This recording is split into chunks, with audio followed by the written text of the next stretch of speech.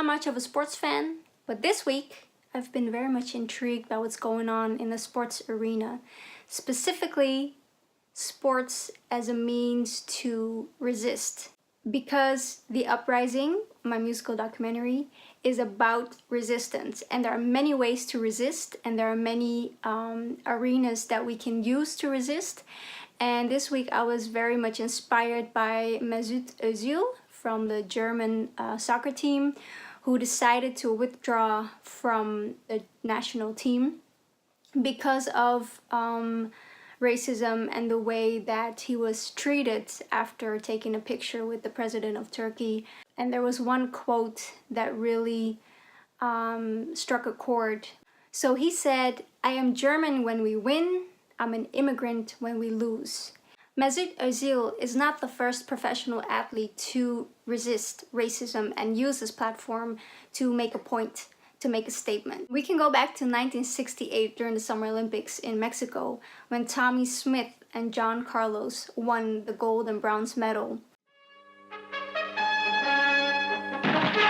To win gold medals for one's country and still feel a second-class citizen is the bitter paradox facing many colored Americans.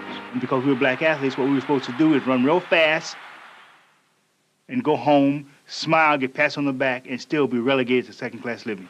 Tommy Smith sets a new world record in the 200 meters with John Carlos taking the bronze.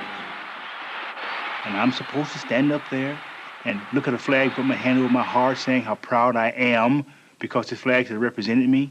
I don't think so, because it did not. So when the national anthem started playing, I was not looking at the ground. I was praying, the Lord's Prayer. My head bowed and my fist went up in the air. I wore black gloves to represent social power or black power. I wore socks, not shoes, to represent poverty. I wore a black scarf around my neck to symbolize the lynching, the hangings that black folks went through while building this country. People like Colin Kaepernick, who decided to take a knee in protest and address issues of racism and police brutality. All eyes were on 49ers quarterback Colin Kaepernick, flanked by two of his teammates here. You can see he took a knee during the national anthem. I mean, ultimately, it's to bring awareness and make people, realize what's really going on in this country. There are a lot of things that are going on that are unjust, people aren't being held accountable for, and that's something that needs to change. That's something that this country stands for freedom, liberty, justice for all. And it's not happening for all right now. And even recently, when Argentina decided to withdraw from a friendly match against Israel because of human rights violations.